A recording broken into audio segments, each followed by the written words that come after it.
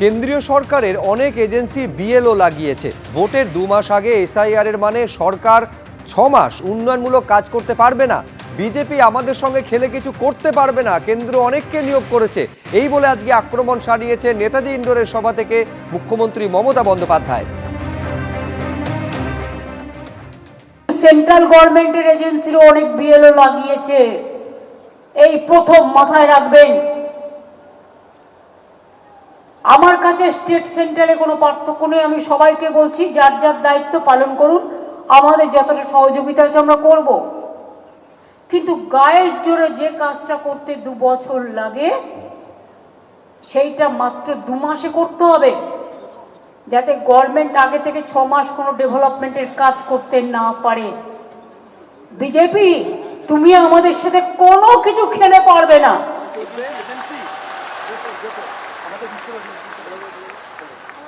সব এজেন্সিকে তোমার দালাল বানিয়েছো।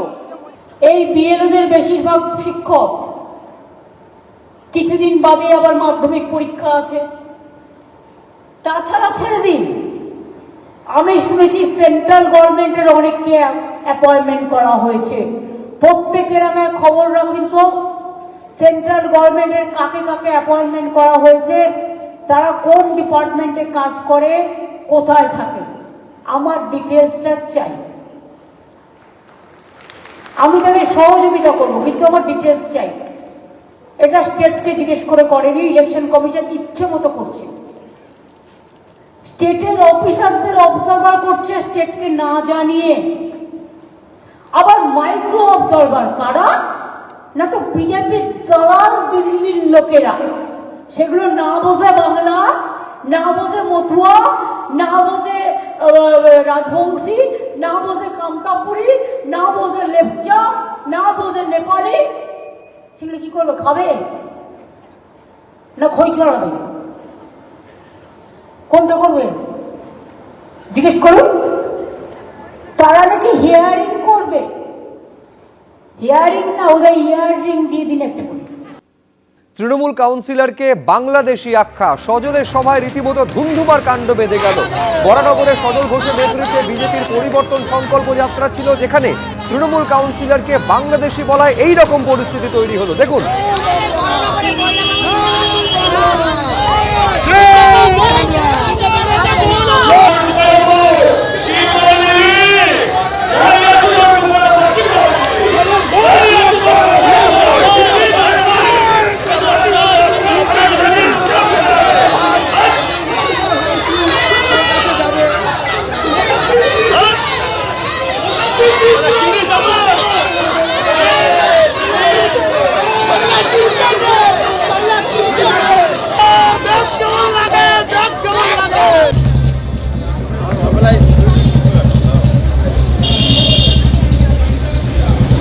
একেবারে ছবিতে দেখতে পাচ্ছেন যে সজল ঘোষ মঞ্চ থেকে রীতিমতো হুঁশিয়ারি দিচ্ছেন, পাল্টা সজল ঘোষকে উদ্দেশ্য করে আক্রমণ ধেয়ে আসছে।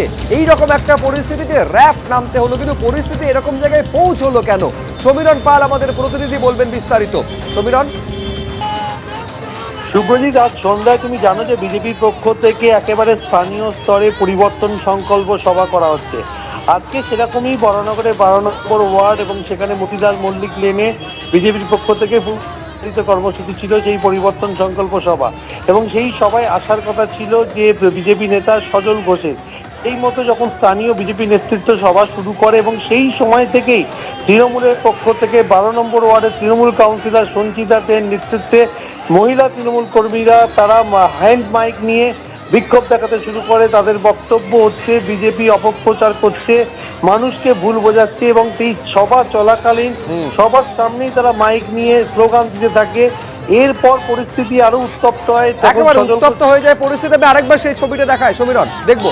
জয় বাংলা, জয় বাংলা,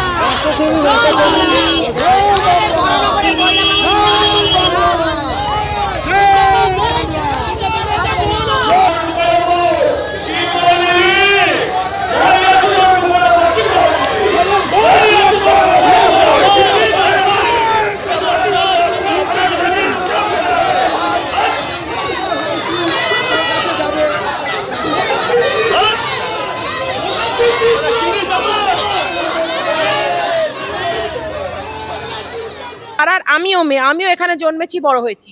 হঠাৎ করে কতগুলো বহিরাগত তাদের জীবনে দেখিনি এসে বিশেষ করে বলছে এই পাড়াতে, মানে এইটা এখানে লোকেদের 150-100 বছরের বসবাস এই পাড়াটায়, বলছে আপনারা বাংলাদেশি, এখানকার বেশিরভাগ লোক বাংলাদেশি, তৃণমূল জোর করে এই নামগুলোকে উঠিয়েছে, এরা রোহিঙ্গা। মতিলাল মল্লিক লেন যদি রোহিঙ্গা হয় তাহলে কিছু বলার নেই।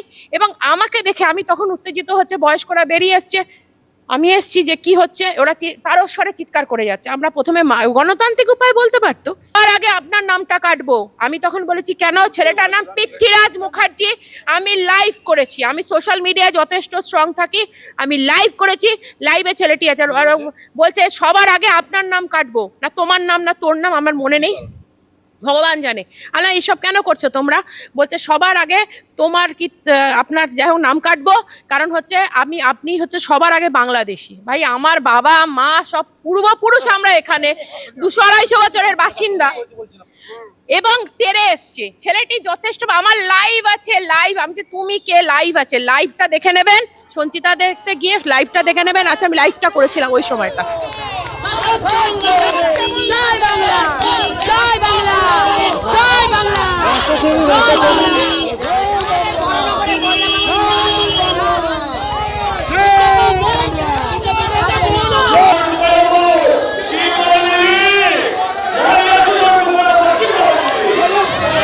একেবারে বুঝতে পারছেন যে এরকম ধুন্ধুমার পরিস্থিতি তৈরি হয়েছে যে রীতিমতো হিমশিম খেতে হচ্ছে পরিস্থিতি সামাল দেওয়ার জন্য। এমন জায়গায় পৌঁছয় যে র্যাব পর্যন্ত এলাকায় নেমে যায়। আমি আরেকবার কথা বলবো, সমীরণ পাল আমাদের সঙ্গে রয়েছেন।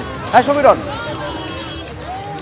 সুপ্রজিৎ, যে এসআইআর আবহে এই রাজনৈতিক সভা এবং সভাকে কেন্দ্র করে উত্তেজনা, তুমি জানো যে এসআইআর এর খসড়া তালিকা বেরিয়ে গেছে এবং এই যে বাংলাদেশি ইস্যুতে রাজ্য সরবরাহ, এবং এক্ষেত্রে যে ঘটনার সূত্রপাত হচ্ছে তৃণমূল কাউন্সিলর সঞ্চিতাদের অভিযোগ যে তাকে উদ্দেশ্য করে বিজেপি কর্মীরা কটূক্তি করে এবং তাকে বলা হয় যে তিনি বাংলাদেশি, অর্থাৎ কাউন্সিলর নিজেই বাংলাদেশি, এবং এই 12 নম্বর ওয়ার্ড সেখানকার মহিলা তৃণমূল কংগ্রেসের কর্মীদের উদ্দেশ্যে বলা হয় তারা রোহিঙ্গা, তারা বাংলাদেশি, তারা জোর করে ভোটার তালিকায় নাম তুলিয়েছে এবং নথি জাল করে ভোটার তালিকায় নাম দেয়। তখনই পরিস্থিতি উত্তপ্ত হয়ে যায় এবং বিজেপির পক্ষ থেকে যখন এই অভিযোগ করা হচ্ছে, তখন তৃণমূলের পক্ষ থেকে সঞ্চিতাদের, তিনি যেটা তুমি শুনলেও কিছুক্ষণ আগে বললেন যে সোশ্যাল মিডিয়া তার নিজের পেজে তিনি লাইভ করতে শুরু করেন এবং তখন প্রকাশ্যে চলে আসে, একেবারে স্টেজের কাছে পৌঁছে যান তৃণমূল মহিলা কর্মীরা কাউন্সিলরের নেতৃত্বে।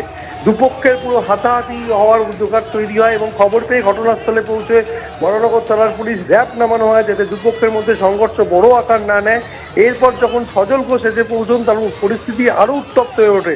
একটা সময় এমন জায়গায় দেখা যাচ্ছে যে বিজেপি নেতৃত্বে যখন আসছে তৃণমূলের পক্ষ থেকেও টানা স্লোগান দেওয়া হচ্ছে এবং তৃণমূলের অভিযোগ হচ্ছে সজল ঘোষ তিনি যখন বিজেপি প্রার্থী হয়েছিলেন বরানগর বিধানসভা উপনির্বাচনে, প্রার্থী হওয়ার পর তিনি এলাকায় আসেননি, অর্থাৎ তিনি এলাকার মানুষের পাশে নেই। যেহেতু সামনের বছর বিধানসভা নির্বাচন, সেই কারণে সজল ঘোষকে দেখা যাচ্ছে।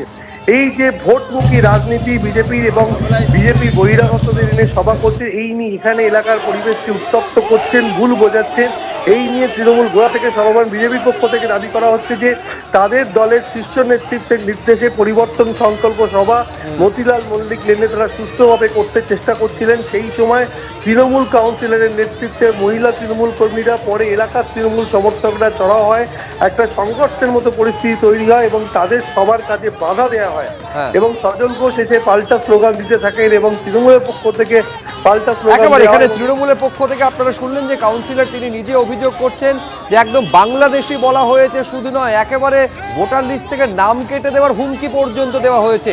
এবার সজল ঘোষের বিরুদ্ধে অভিযোগ তুলছেন, বিজেপির বিরুদ্ধে অভিযোগ তুলছেন তৃণমূল কাউন্সিলর। বিজেপির কি বক্তব্য, সজল ঘোষ কি বলছেন একবার দেখুন।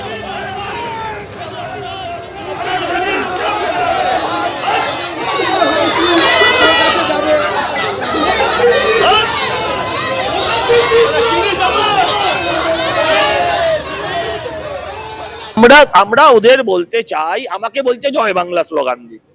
আমি ওদের উদ্দেশ্যে তখনও বলেছি যে হ্যাঁ, বাংলা আমরা জয় করব, বাংলা আমরা জয় করব, এটা বলেছি। জয় বাংলা স্লোগান দিচ্ছে, বাংলার মন কি জয় করতে পেরেছে? যদি বাংলার মন জয় করে থাকতো তাহলে 35,000 ভোটে, এর আগের বারে যিনি তৃণমূলের প্রার্থী হয়েছিলেন 31-এ, তিনি 35,000 ভোটে জিতেছিলেন। আর এবারে উনি 8,000 ভোটে জিতেছেন, তাও সিপিএম এর ভোটটা বেড়ে যাওয়ার জন্য আমাদের পরাজয় হয়েছে। তো কি করবে, তারপরে সে পালিয়ে গেল, হ্যাঁ, গরিব কর্মীদের সামনে লেলিয়ে দিল। হ্যাঁ, বেচারীরা পেটের দায় করেছে, নিরপেক্ষ ছিল। পুলিশের উচিত ছিল সরিয়ে দেওয়া, কারণ আমরা পারমিশন নিয়ে নি, পুলিশ সেটা করেনি। পুলিশের সে এক্সপেকটেশনও নেই, দাঁড়িয়েছিল, এটাই খুশি হয়েছি আমি। এবিপি আনন্দ, এগিয়ে থাকে, এগিয়ে রাখে।